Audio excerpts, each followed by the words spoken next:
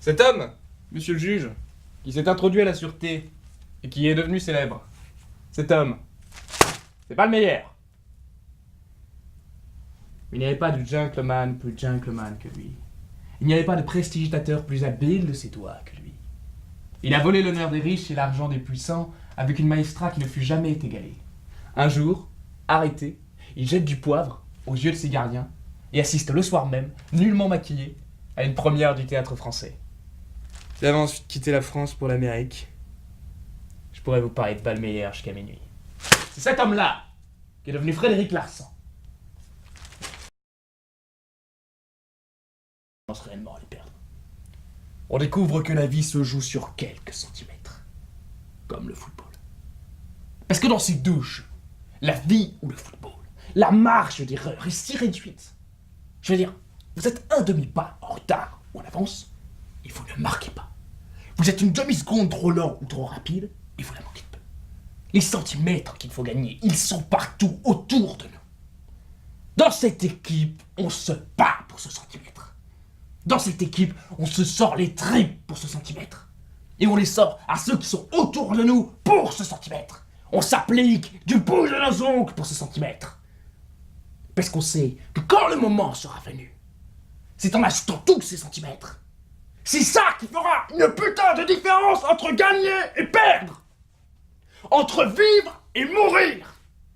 Je vais vous dire, dans chaque combat, c'est le gars qui est prêt à mourir qui va gagner le centimètre.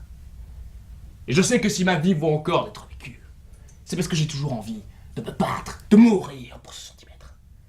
Parce que la vie, ça se résume à ça. Les 15 centimètres qui sont devant au visage.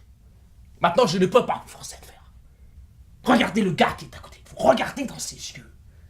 Moi, je crois que vous allez voir un gars qui va avancer d'1 centimètre avec vous. Vous allez voir un gars qui est prêt à se sacrifier pour son équipe. Parce qu'il sait que quand le moment sera venu, vous ferez la même chose pour lui.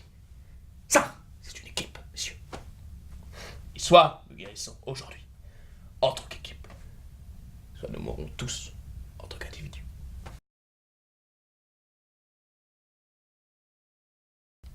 Mais surtout parce que cette personne, bien que particulièrement obstinée, hostile à tout compromis et très mal habillée,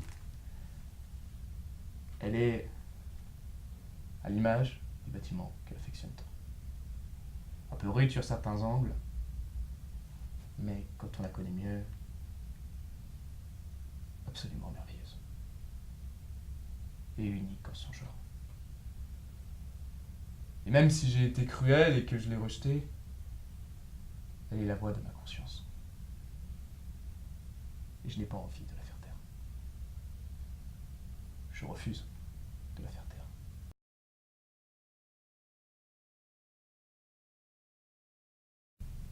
Bandit, mais qu'est-ce qui te permet de m'appeler bandit? Je suis un bandit parce que toi t'es riche et que moi j'ai tout perdu. Je suis un bandit parce que ça fait 3 jours que j'ai pas vu un morceau de pain. Tandis que vous les riches, vous mangez des truffes comme vous voulez. Des bottes d'asperges à 40 francs au mois de janvier. Des petits pois, des fraises, du poulet. Et tout un tas de petites choses bien grasses, bien juteuses dont je connais même pas le nom. Mais pour savoir s'il fait froid, vous ouvrez le journal pour voir ce qu'on dit à propos du thermomètre. Mais nous, on n'a pas de thermomètre. On sait combien de degrés de froid il y a, rien qu'à sentir le sang se figer dans nos veines. Et la glace nous arrive au cœur. Et vous venez dans nos caves. Ouais, dans notre cave. Nous traiter de bandits. Mais nous les pauvres, on vous le dit. Il n'y a pas de Dieu. Il n'y a pas de Dieu pour nous. Il n'y a pas de Dieu pour vous non plus, d'ailleurs. Parce que personne ne sera là quand on essaiera de vous manger. Parce que oui, messieurs les riches, on va venir vous dévorer. Et après, on s'essuiera la bouche, les beaux millions.